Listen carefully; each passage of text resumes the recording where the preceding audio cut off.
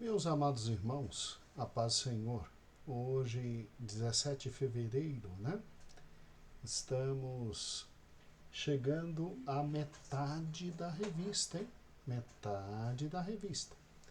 Então, já converse com seu pastor, converse com a sua pastora, para já encomendarem a revista nova, tá? Maravilhoso, o assunto maravilhoso, milênio, é um assunto que praticamente quase ninguém explora e todo mundo quer saber como é que vai ser, na verdade, esses 1000 anos do Reino de Cristo. E o amado pastor Cristiano está nos brindando com uma revista muito bem escrita, teologicamente encorpada, né? Então, não é uma revista como essa, de caráter mais pastoral, né? É uma revista com profundidade e densidade teológica. E será uma benção. Será uma benção. Ela vem para continuar a escatologia. Para quem não sabe, escatologia é a parte da teologia que estuda a doutrina das últimas coisas. Então, nós já tivemos a revista Arrebatamento, já tivemos a revista Sinais do Arrebatamento e agora vamos para a revista O Milênio, tá bom? Estamos seguindo uma sequência muito bem estruturada e até o Senhor Jesus voltar, nós vamos conseguir alcançar um nível de conhecimento maravilhoso. Bem, eu quero, então, depois desse aviso, a revista não aumentou o preço, continua excelente como está, né? Quem tem a revista física, né, tem algo muito precioso. As letras são maravilhosas para podermos ler. É uma excelente revista, muito bem estruturada. Pastor Eber é muito cuidadoso com toda a obra de arte, né? E louvado seja o nome do Senhor. Bem, chegamos então à sexta lição. E no domingo passado você ensinou a quinta lição, que é sobre vida familiar e evangelismo. E agora na sexta lição, que está na página de número 36, né? Nós vamos tratar uma questão muito essencial. É a questão, perdão, relacionada à fé, ou seja, vida familiar e fé. Vida familiar e fé. É uma relação muito importante. Por quê? Por uma razão simples. Se nós, infelizmente, levantarmos lares não compromissados com a fé, amados irmãos, a casa cai. Tudo absolutamente vai ruir. Mas, pastor, eu nunca tinha pensado assim. Quer dizer, a gente olha para as questões relacionadas à fé, a gente sabe até de cor Hebreus capítulo 11, né? A fé é o firme fundamento das coisas que não se veem, mas que se esperam, se aguardam. É um assunto muito bonito. Agora, eu não sabia que tinha alguma relação entre a vida familiar e a fé. A vida familiar e a fé. Pois é, né? E se eu te disser que só é possível você ter uma vida familiar frutífera, maravilhosa, se você tiver condições de, em casa, colocar no coração dos seus filhos a fé. Sério, pastor? Sério. O que é fé? Se você parar e pensar, a definição mais simples de fé é exatamente essa que vou te passar agora. Fé é crer absolutamente no que Deus fala. Não há uma definição mais simples, direta e objetiva sobre fé. Fé é crer absolutamente naquilo que Deus fala. Então, para ter fé, em primeiro lugar, é necessário crer que Deus existe. Em segundo lugar, que Ele fala. E confiar.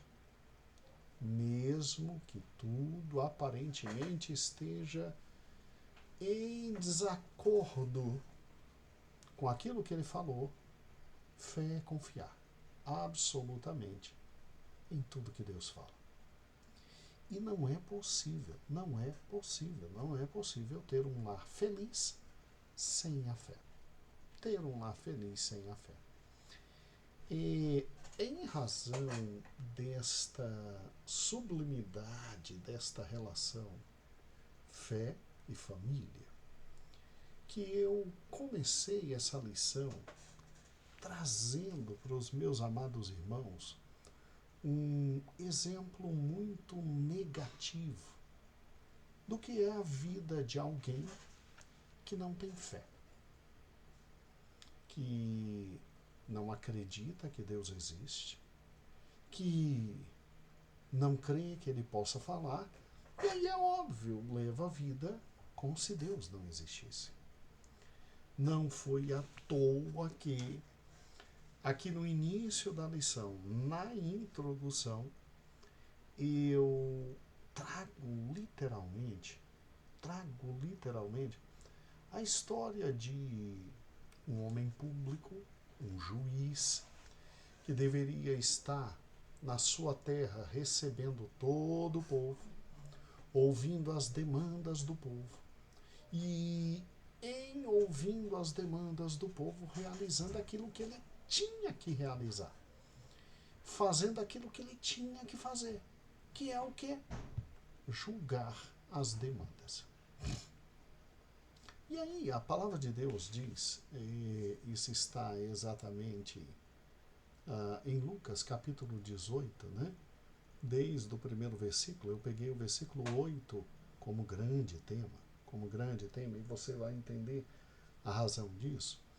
Desde o versículo 1 ao versículo 8 se diz exatamente assim, que uma pobre senhora que teve sua causa levada ao judiciário da época, ela não era nem ouvida pelo juiz, o juiz não atendia, o juiz não a ouvia, o juiz não discernia nada. Ao contrário, o juiz estava levando a sua vida na cidade sem que aquela mulher existisse. E aí ela tomou uma posição extrema de desespero. Ela, ao ver o juiz passar, gritava: julga minha causa, julga minha causa, ei juiz, julga minha causa. O indivíduo não dava a ela acesso a que ela falasse, que ela dissesse, que ela reclamasse. O indivíduo, literalmente, que era juiz e estava ali para julgar a causa, não fazia o que tinha que fazer.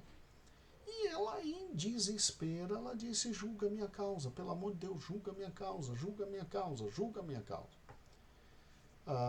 O resultado foi, ele um dia se sentiu tão incomodado que ele diz assim: olha, para ela parar de me encher a paciência, eu estou parafraseando o texto, trazendo para os dias de hoje, para ela parar de me encher a paciência, tá bom, eu vou julgar a causa. E aí, eu sei perfeitamente que o texto, ele está retratando o fato de que a gente deve orar com constância. O assunto principal é oração e constância, perseverança na oração. Porque quando você ora e pede ao Senhor, pode ficar tranquilo. O Senhor, que não é esse juiz inútil e esse juiz terrivelmente maligno, o Senhor está te ouvindo, né? E aí a ênfase é exatamente essa. aquele que insiste, até por quem é maligno é ouvido, quanto mais pelo bom Pai que está nos céus. Só que o texto termina dizendo algo que é muito interessante. O texto termina dizendo uma pergunta muito terrível, que é a seguinte pergunta, e que está aqui no texto áureo. Depois de que insistiu. Então, ele, literalmente, o juiz julgou, mas o texto indaga o seguinte: quando, porém, vier o Filho do Homem, porventura achará fé na terra? E essa é uma questão interessante. Parece desconexo, né? Parece sem sentido. Mas a gente está falando de oração, a gente está falando de um juiz iníquo, a gente está falando de um indivíduo que recebe, não quer trabalhar, recebe e não quer julgar. E que isso tem a ver com fé? Gente, olha que coisa fantástica. Olhe agora para mim, por gentileza. A fé é o firme fundamento de todas as coisas. O que é que faz um homem, como um juiz, simplesmente brincar com a magistratura, com a seriedade dos julgamentos, com a seriedade da necessidade dos outros, senão uma vida de impiedade, uma vida onde a fé não existe no coração dele? Porque um indivíduo que tem fé, ele crê que Deus existe. Ele crê que Deus fala. E então ele leva a sério a vida e as suas responsabilidades. Esse juiz iníquo não estava levando a sério a vida e as suas responsabilidades, fazendo com que aquela pobre mulher chegasse ao desespero de gritar. E ser atendida porque gritou? Porque a iniquidade faz com que a gente não tenha fé. E faltando a fé, escute, as obrigações são desprezadas. O próximo é desprezado. O outro é desprezado. Aonde eu quero chegar? É aonde você vai chegar na introdução. Escute. Por que os lares estão se destruindo? Por que famílias estão sendo acabadas? Falta de fé.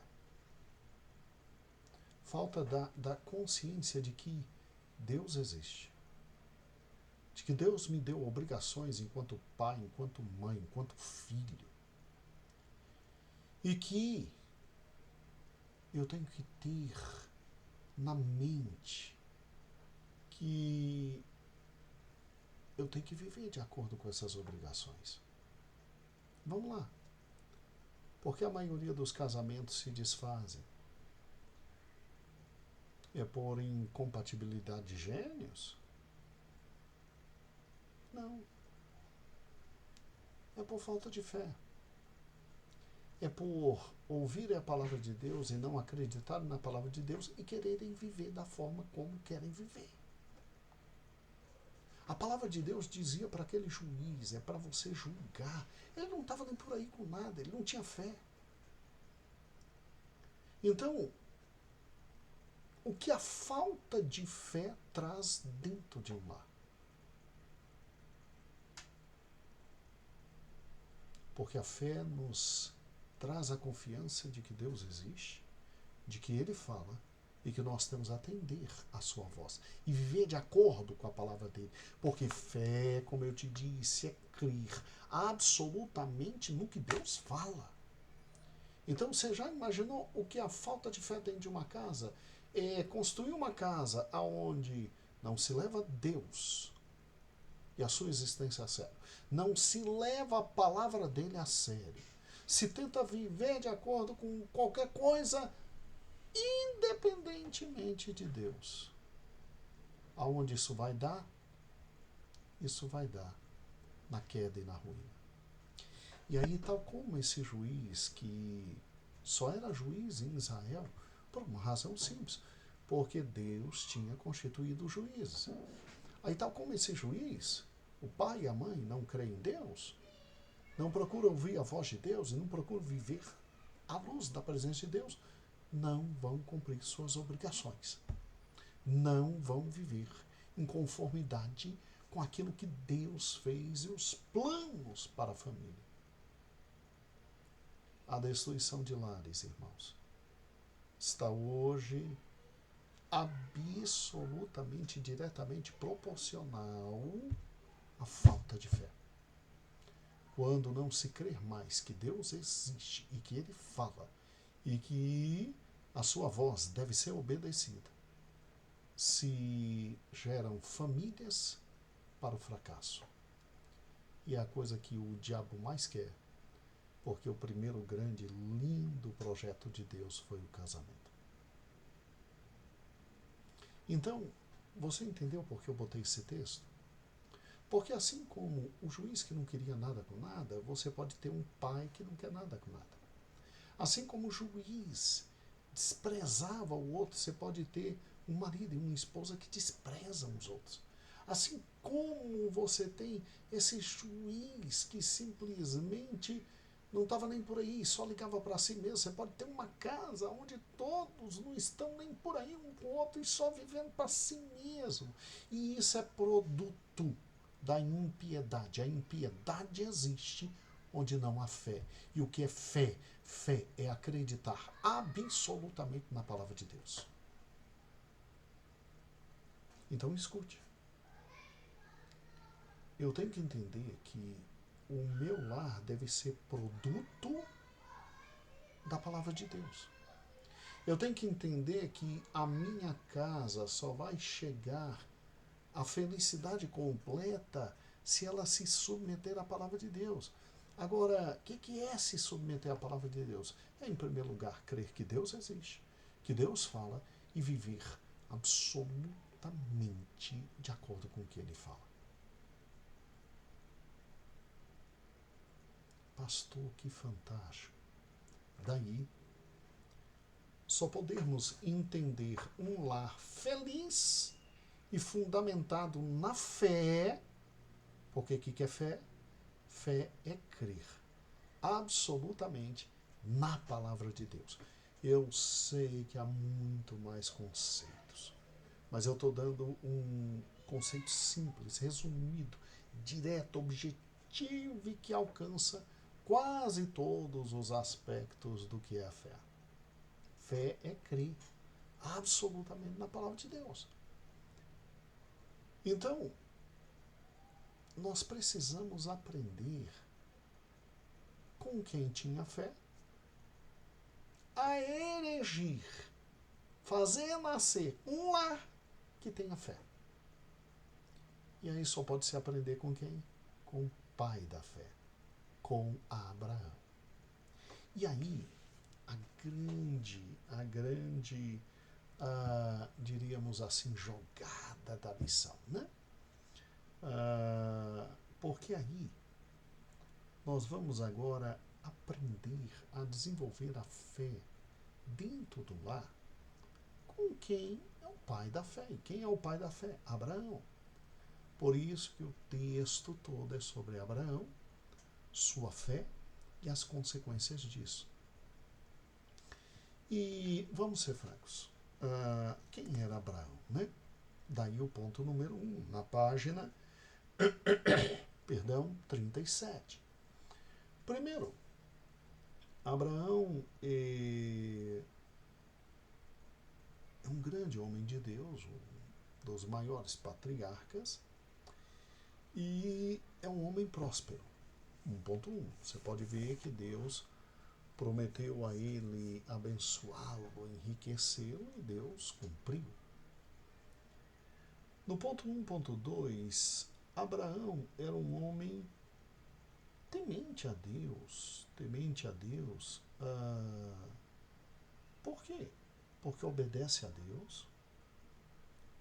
Você vê que ele é temente a Deus porque onde sempre chega, erigiu um altar para adoração e glorificação, como que dizendo em Canaã, vocês têm vários deuses, mas aqui é o grande Deus. Abraão, homem temente a Deus, porque atendia às determinações do Senhor e, mais ainda, acreditava profundamente nas promessas de Deus. Agora, nós temos que compreender que a fé, quando não é provada, ela não tem aquele selo de qualidade. Entendeu? A fé, quando não é provada, ela não tem aquele selo de qualidade. Porque Abraão servir a Deus e temer ao Senhor, o Senhor aparecia para ele, o Senhor falava com ele, o Senhor dialogava com ele, o Senhor o chama de amigo, o Senhor, antes de realizar qualquer projeto, falava com ele. É uma coisa, tudo ia bem. Até mesmo quando ele tinha que se meter em guerra, como teve que se meter para salvar o sobrinho, Deus estava com ele. Deus estava com ele. E a grande promessa da vida dele, Deus tinha cumprido, que era lhe dar um filho. Ele demora um período de 25 anos, ele sai de Ur dos Caldeus aos 75 anos. Quando ele tem 100 anos, o Senhor dá para ele um filho e cumpre a promessa. Então, Abraão não tinha por que não crer em Deus, né? Mesmo com toda a dificuldade.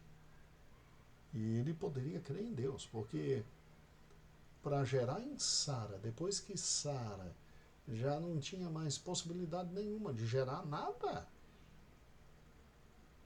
veja que Abraão é um homem que ele vai na sua vivência com Deus, ouvindo a voz de Deus e tentando responder positivamente à voz de Deus. Erra aqui, erra ali, mas ele vai positivamente responder à voz de Deus. Só que chega um dia em que, e isso é Gênesis 22, Abraão é chamado para um grande teste da sua fé. Deus tinha dito que, por intermédio de Isaac, é que iria chamar a descendência de Abraão.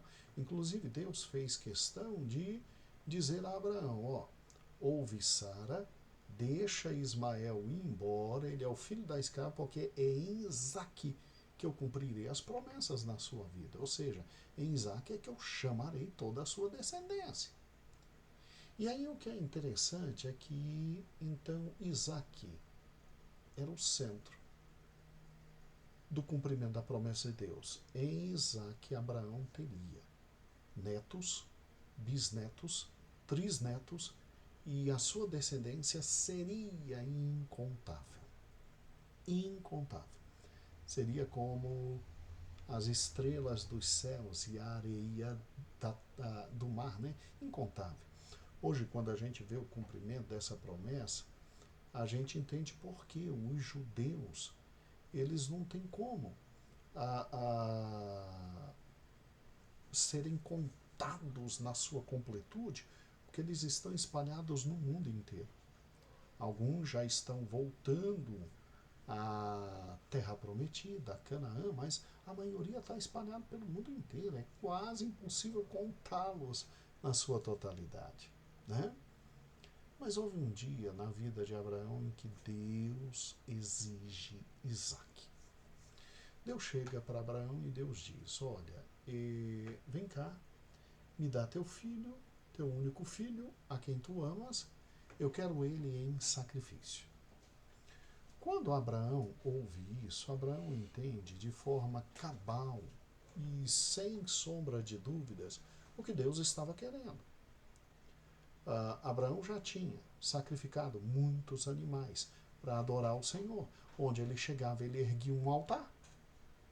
Então Abraão sabia que deveria fazer com Isaque aquilo que faria e que fez com qualquer outro animal que ofereceu ao Senhor. Primeiro, cortar a jugular para que todo o sangue saia.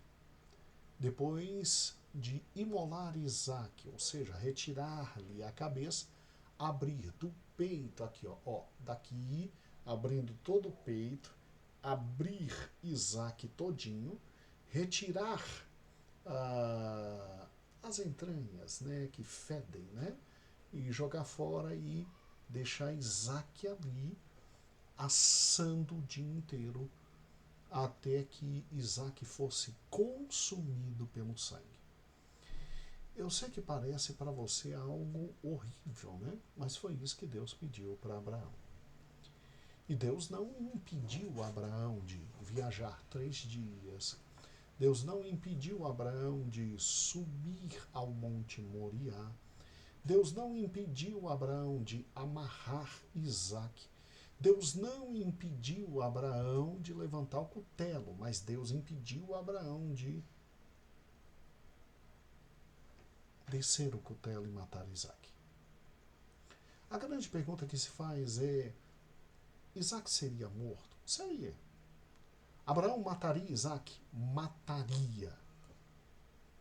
Porque Abraão crê tanto na palavra de Deus que, segundo Hebreus capítulo 11, na lista de heróis de fé, aparece o nome de Abraão e lá está dito de forma muito clara, eu creio que Hebreus 11, 8, que Abraão acreditava que Deus ressuscitaria Isaac. Sim, depois de imolado, depois de queimado, depois de consumido, Deus ressuscitaria Isaac. Tanto é que Abraão fala com os seus servos: olha, eu e o menino vamos adorar, vocês fiquem aqui, eu e o menino vamos adorar e nós voltaremos. Voltaremos. Abraão cria que Deus ia ressuscitar. Gente, não é qualquer um. Não é qualquer um. Deus olha para Abraão e diz: agora eu sei que tu me temes. Ou seja, agora eu sei que você chegou literalmente à maturidade.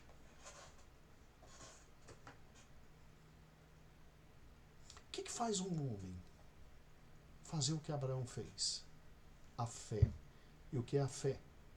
É a confiança absoluta na palavra de Deus. É a confiança que Deus fala e que a palavra dele existe e que deve ser obedecida, a começar dentro de casa. O que fez Isaac cometer menos erros que Abraão, irmãos, na vida dele? O que fez Isaac cometer menos erros do que Abraão na vida dele? Foi o fato de Isaac crescer sabendo que seu pai ouvia a voz de Deus e literalmente cumpria. Você acha, tudo está escrito aqui na revista, não se preocupe, você acha que Isaac não poderia simplesmente sair correndo? Isaac estava entre 15 e 17 anos. Isaac era tão forte que levou toda a lenha. Isaac chegou lá em cima e disse: pai, está faltando o quê? O cordeiro, porque Isaac acompanhava o pai nos demais sacrifícios, ele sabia. E Abraão não teve problema nenhum de amarrar Isaac. Isaac não teve problema nenhum de se deitar naquele altar, porque certamente Abraão tinha explicado tudo para ele. Incrível, né? Incrível. E é em razão de um ato como esse que Deus, ele chama Abraão. Abraão é depois denominado por nós de pai da fé, porque ele foi capaz de ouvir a voz de Deus até o último extremo. Se nós ouvirmos a voz de Deus e crermos na voz de Deus, não é preciso dizer de todas as bênçãos que vêm. Abraão desceu com o filho porque ele cria que mesmo degolando o filho ia sobreviver. Abraão,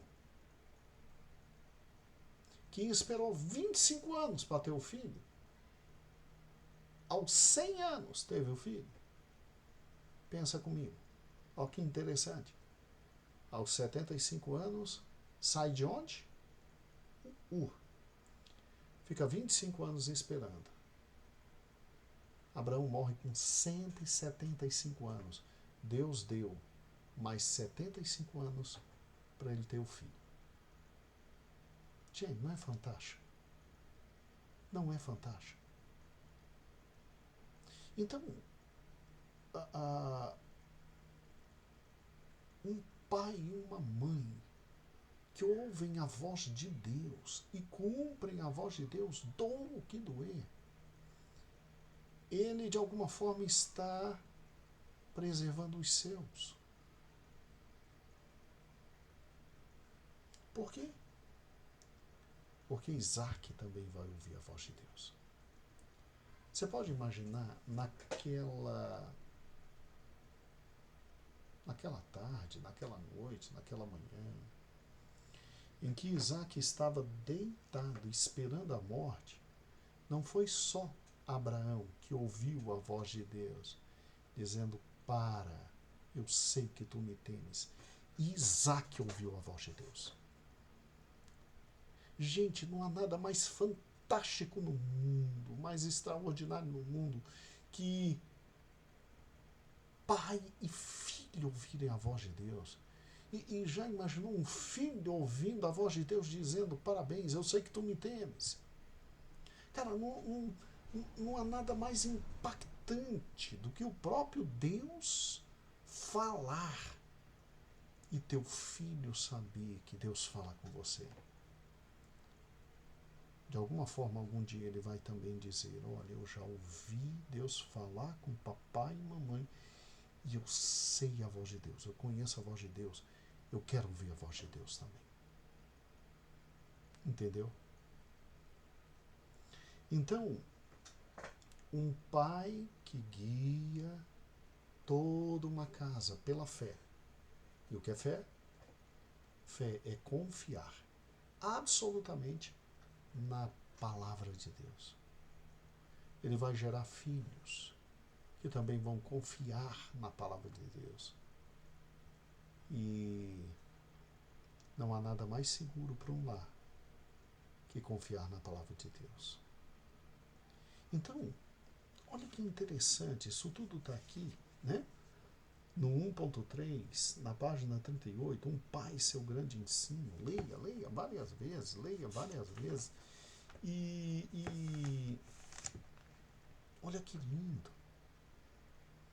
Eu termino lá na última página, na página de número 43, dizendo assim, lá nos 2 últimos parágrafos da página 43, quando porém vier o Filho do Homem, porventura achará fé na terra?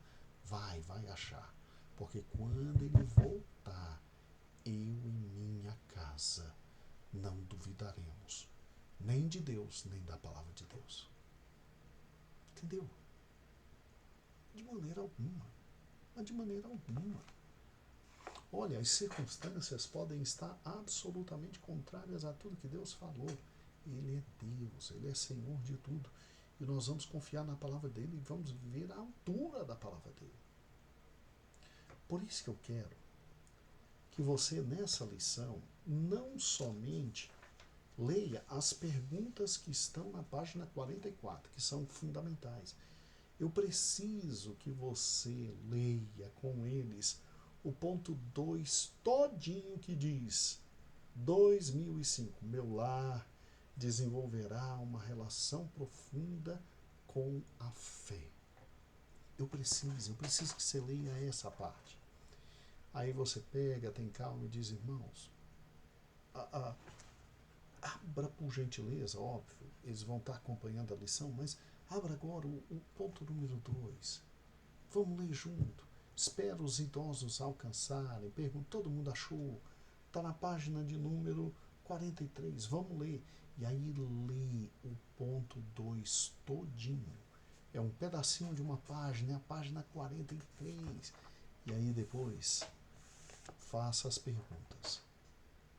Deixa a resposta no ar. Diga, você responde para você. Eu aqui estou respondendo para mim. Ninguém precisa responder. Faça as perguntas. Ore. E que o Senhor abençoe a sua lição. Muito bem, um grande beijo.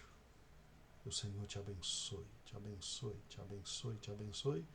E que no próximo domingo, ou esta semana, o Senhor te dê uma escola dominical maravilhosa e abençoada. Tá bom?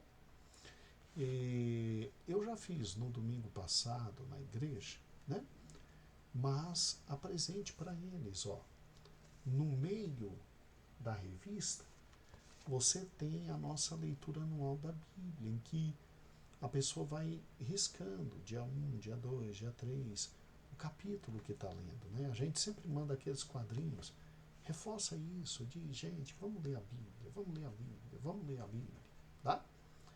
Eu aqui na sede faço isso antes da minha professora dar a aula. Vai ser uma pastora que vai ministrar aqui na sede domingo de manhã. E você fique livre, ou de fazer antes, ou de fazer depois. Não interrompe a lição para fazer isso. Né? Dá a lição. Ela está coincidentemente no meio dessa lição? Tá, está, não interrompe. Ou faz antes ou faz depois, mas incentiva o povo a ler a palavra de Deus. Tá bom? Muito bem, uma excelente lição para você, que o Senhor te abençoe, tá? E aí, deixa eu te falar uma coisa. Vamos lá. Agora é uma parte administrativa. E o próximo domingo é dia 23, mas o outro domingo é o domingo de carnaval. Então, eu devo gravar ou no domingo dia 23 ou domingo dia 24 uma lição especial extra, tá? Por quê? Porque muitos irmãos vão estar viajando. A gente aqui na sede, com as congregações, nós vamos ter o retiro da mocidade. Então, para não perder a sequência, a gente vai gravar uma lição extra, tá? Para você ministrar na semana de carnaval. E aí acaba não perdendo conteúdo nenhum. Tá bom? Então, porque aí eu gravo dia 23, você vai ministrar essa aula durante esse período aqui do carnaval, né? Professor, mas meu pastor, eu ministro do dia 24 a dia 28. Pode ministrar essa aula nesse período e pode utilizar, né, essa semana aqui do carnaval, que é uma semana normal e morta, para uma atividade especial, tá? Não se preocupe não, tá bom? Nós vamos discutir isso semana que vem, mas durante essa semana ou no próximo domingo, que é dia 23, ministre o estudo número 6, tá bom? Um beijo, a paz do Senhor, que o Senhor vos abençoe em absolutamente tudo. Qualquer dúvida, estou por aqui. Você tem meu zap, tá? Qualquer dúvida, estou por aqui. Um grande beijo. Boa aula. Conto muito com você para que as grandezas do Senhor cheguem ao coração dos alunos. Agora, acima de tudo, depois que terminar a aula, diz, pega a revista e medita na lição durante a semana. Leia a lição, que aí o aprendizado será muito maior. Pai do Senhor, grande abraço. Deus vos abençoe.